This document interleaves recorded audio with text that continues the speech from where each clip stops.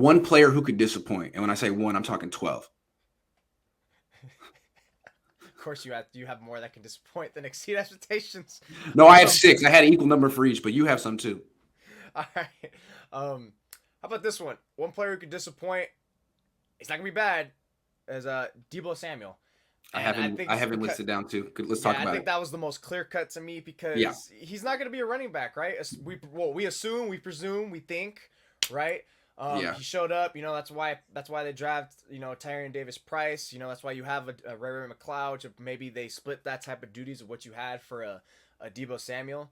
And I think he's still gonna be a baller. People are still gonna be like, man, Debo's great. He's gonna be an impact player that influences the game, but you could see night and day how much of a difference it was when he went from being an 1,000-yard receiver basically by midseason last year to majority of the time running back or wide back. It was night and day how much he was really being an impactful player. And there's gonna be probably a few games where you're like, damn, the 49ers don't have that home run ability. Where are they going to get that from? Debo. And it's like, oh, that's disappointing. We can't use him that way. Now we can't use him in different ways of trickeration for the defense. Now we can't use him to get the easy touchdown. So that's why I think it's really going to be a disappointment where you're going to really think it back and be like, damn, I missed those days. That was great when he was doing that. It just sucks that he doesn't want to do it. But assuming they don't, which I don't think they will. I just feel like he set the bar so high, and now everyone expects him to do it again. And I don't know that he will. Maybe he Yeah. will. But like last year, everything kind of came together. He was in a contract year. He had the best offseason ever. He was in his best conditioning, and his mindset was so innocent. It was like, if I play great, they're going to reward me. And now, like, he's in this whole jaded phase of his career where, like, I did everything I could do in my power. They're still messing with me. And they're trying to make me look bad. Now I got to come to mini camp and look professional. Like, what does he really feel? Yep. Where is his mind really at right now? And is he doing everything in his power to be at his best the way he did last year? I don't know. We'll see. I just feel like everyone's expecting, maybe even a better season considering he's playing with a better quarterback now. And what if, he's got a lot of injuries in his past. I'm curious to see if Debo can duplicate last year. Yeah, and you can argue that Trey Lance will probably, not saying he's gonna look away from Debo that much at all, but that he probably has a more of a better synchronization with someone like Ayuk Yeah, he'll probably or spread the Jennings ball or around more. whoever. Yeah, yeah, exactly. Yeah. So that's another argument you can make, the way you can spread it around more, and so Yeah. All right. That's a good one. I can go. How about Brandon Ayuk? Stay at the wide receiver spot. Again, everyone's expecting this dude to take off. Year 3, like Debo last year. Plus, Brandon has a great rapport with Trey Lance. I mean, they're very close. Clearly, Jimmy Garoppolo and him weren't. Jimmy doesn't want to throw to the parts of the field where Brandon Ayuk is running in the first place. Trey does. This is going to, I don't know, wasn't there in minicamp in OTAs. For whatever reason, that connection wasn't hidden in OTAs and minicamp, was with Juwan Jennings. It was with Ray, and it's early. They have a lot of time to figure it out, but I just haven't seen that alpha competitor from Ayuk that I've seen from Debo. I've never, Ayuk's hella good. He's good. He's not Dante Pettis, but I still feel like there'll be practices that he'll float through. It's like, man, you should have dominated today. You should have been the best player out here. Debo's not here. It should have been, everyone should have came away from this practice being like, woo, 11, hell of a player. But no, dropping passes, for whatever reason, that connection wasn't on. And I'm curious to see, maybe he's just not as great as people thought. He's not a 4.4 runner like Debo is. He's good, but everyone's expecting greatness this year. I'm not sure that we're going to get greatness from Brandon Ayuk this year. We'll see. Yeah, that's kind of Good, funny, though. especially because Kyle kind of touted him as one of the better leaders of their Yep. or something like that. But he's doing all that stuff correct, but that doesn't make him faster. yeah, that's true. Maybe they told him hey, it's OTAs, bro, calm it down, and then training camp we need you to turn it up, because it was training camp that really got kind of Kyle PO'd entering the first quarter of the season. So I mean, but hey, Kyle was right.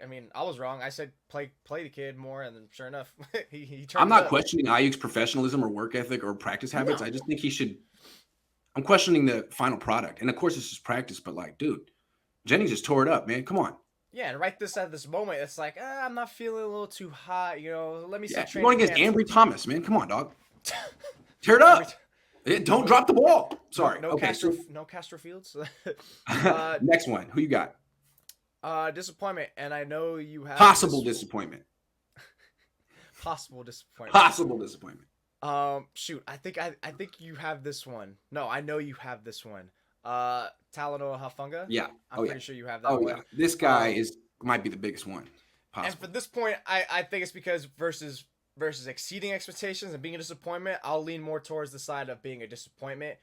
Again, he still could be fair, he could be fair or solid, but in terms of my safeties, I don't like my safeties to be not slow. I don't like them to be slow. Yeah. I like them to be fast. All Yeah. right, so I mean, for him, it's just he's great coming downfield. He's a great tackler and all that and such. But I mean, in terms of like his eye discipline, in terms of his speed, it's like you got to have one or the other. If you're gonna have great eye discipline and play recognition, that way you can see the play faster and get there quick enough to make up for that lack of speed. And I think that's where something he's really gonna have to hone it in on. And maybe he is doing that from the way D'Amico Ryans is talking about him, because Ryans doesn't really spew lies and spew hot air like that. Um, I just think he's gonna be a liability more times than not. I think we're gonna be like, man, Hufanga again versus good play Hufanga. Yeah. And that's something I think especially is going to be taken up with fans, because it's really hard to really tell what good safety play is to the common eye. But to me, it's just something I think he's the one that's really you're gonna see so many times, like that Vikings game. Mhm. That's gonna be like Hufanga again, and it's gonna really be a downer on some people. Yeah, and I feel like the Niners have really raised expectations, kind of hyped him Yeah. up since last year. The coaches, the players, especially the coaches. He's so professional. He's so good. He knows Troy Polamalu. I just think it's creating an unreasonable, Event since day realistic. one of his rookie year. Yeah, like really. I mean, they've hyped him up more than they've hyped up Trey Lance publicly. Now they're starting to change that, but Lance is the one with the ceiling. Like Talanoa is all intangibles.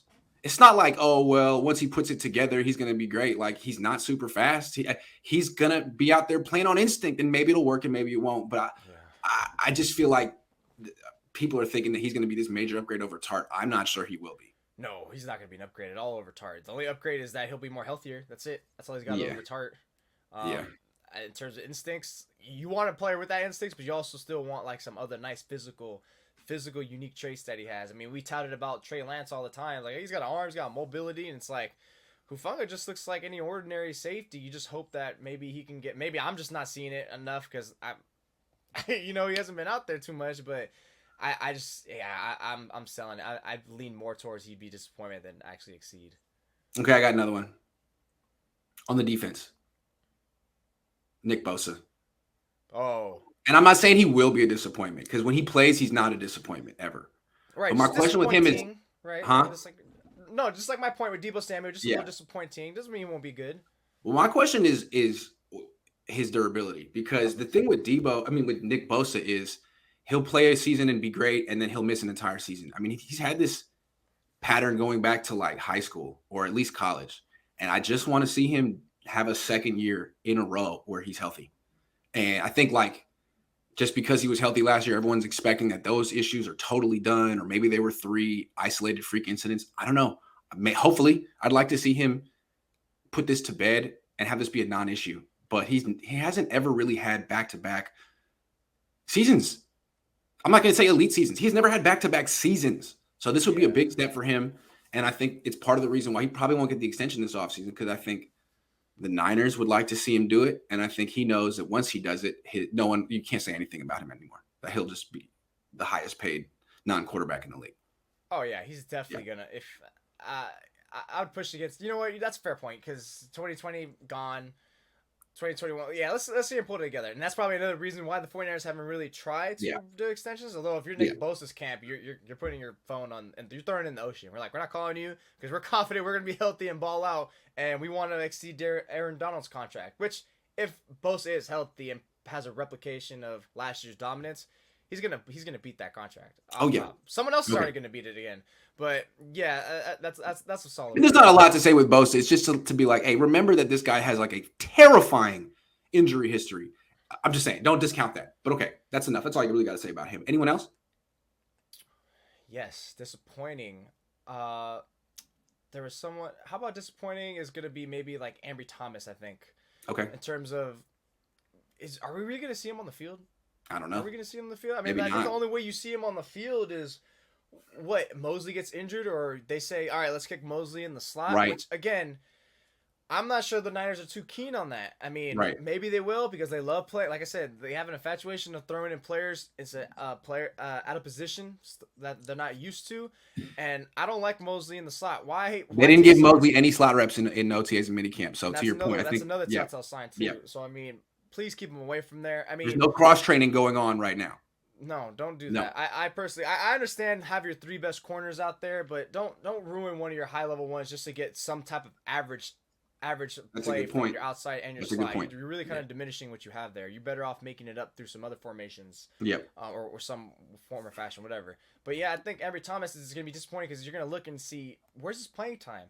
You're really almost banking on just Manny Mosley getting hurt or Manny Mosley somehow having a stretch of bad play, which. I mean, how many games is he going to need for them to really like bench him? I mean, it takes forever for them to bench Josh Norman, so I doubt they're going to bench Mosley. And I don't think he's ever going to have more than a couple games of bad play because he's pretty damn good to me. And then even if he does get injured, who's to say that they don't give it to Jason Verrett if he looks good? Mm-hmm. So Ambry Thomas. I got one more on defense. Eric Armstead. Armstead finished the season really strong, and I feel like people think that he's now established himself as this consistent Pro Bowl pass rusher. I don't know. He did nothing in the NFC Championship game. I mean, he had no stats in that game. And I feel like he's the kind of player who only registers in the stat sheet in an impactful way periodically. Right. I just don't think he's going to – I mean, he really good against the run. Good player. But I just don't think he's going to be this 9-10 sack. He did it once. I don't think he's going to do it again. And I think people are expecting that considering he's about to start making huge money and he plays in the same D line as Nick Bosa and Drake Jackson. And he should be able to get, I mean, Buckner on his team would get that many sacks if he were still here. But anyway, I'm just curious to see if Armstead can live up to the expectations that I guess he created for himself with that stretch run. Yeah, especially when he got kicked inside. That's pretty much like, personally, just please, again, the common theme, this is already the third time, like when you just constantly just throw players away from the strengths, like it just bothers me. Like, come on, let's just keep him in there. Let's just let him work and let him actually make that case that he's not periodically, because right now for me it's like I don't even know, because other time we've seen it when he was actually in there is when he had other dominant players around him. So yeah. to me it's kind of like a jury's out situation. Yeah. Terradome says, "What's up with the elephant in the room? Disappointment, Kinlaw. Hello." Well, I did put Kevin Givens in the exceed expectations. I guess this kind of implies that I would think, I guess I'd have to say that I think Kinlaw's going to be a disappointment. And again, it's not because he's not working hard enough. His heart's not in the right place. He doesn't mean well. I think all those things actually are checks in his favor. It's just this knee thing. It's out of his control. It's rough. We'll see. We shall see. But I would have to say straddle the fence here. I'm trying to pick one way or the other. Like, am I exceeding expectations? Like, I like Hufanga. I think he'll do good. I got one more guy though. You got any more disappointments potentially? I got you go off yours, and maybe I can remember. I think I did have one more, but you go off yours, and I think it'll rattle me. George Kittle, the greatest tight end in the NFL, the greatest tight end in franchise history, with his 20 career touchdowns. Everyone thinks he's like on the verge of another 1,300 yards or whatever. I just like to see him make it through week one without getting hurt this year. Hasn't done it in 2 years. I'd like to see him make it through week one without getting hurt. It just seems like to me his best years in the league were 18 and 19.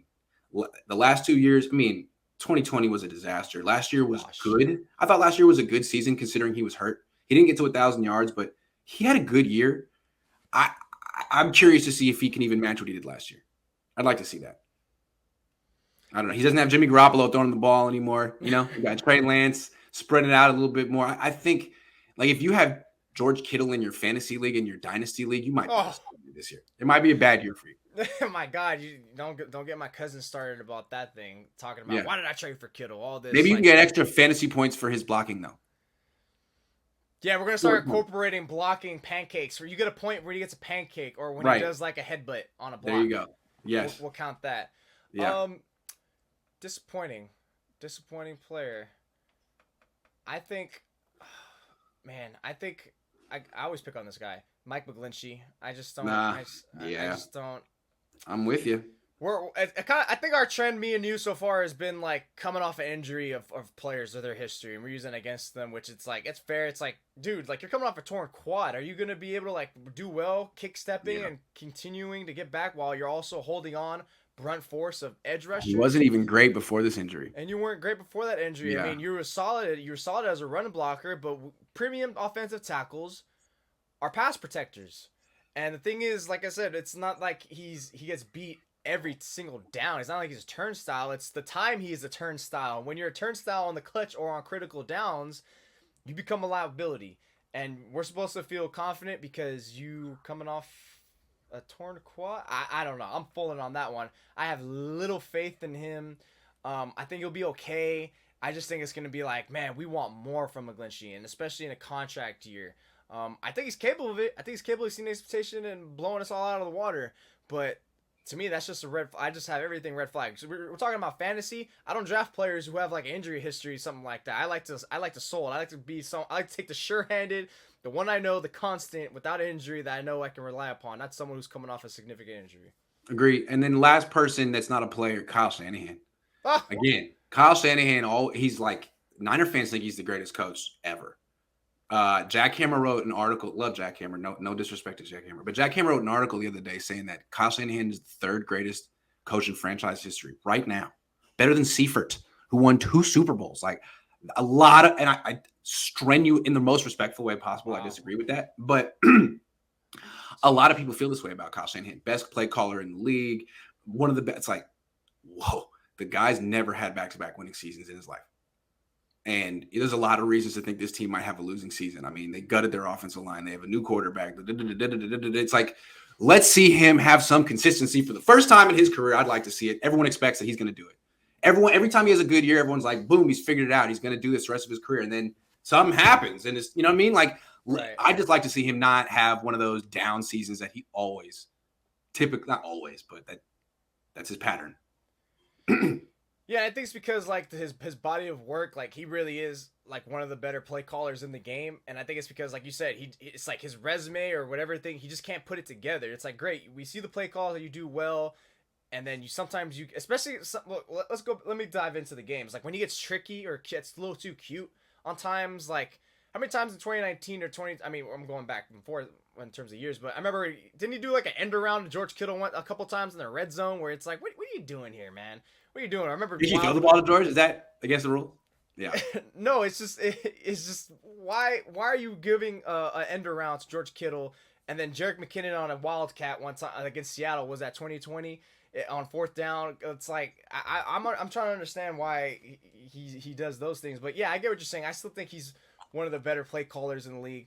And he just needs that resume to stack up with him. Like, all right, consistently winning seasons, consistently playoff contention. And then all of a sudden, then he'll be more popular. But yeah, I think love Jack too, but a little third franchise history is a little bit of stretch. Did he put Harbaugh second? I'm assuming. I think he probably would have put Harbaugh second. I guess.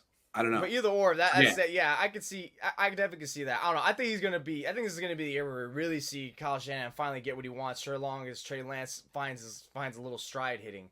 I think that's what we're really gonna see. Like, man, that's all Kyle needed was a quarterback who could actually do something. So that's why I don't think he's gonna be disappointed. I think he's gonna be great this year to me.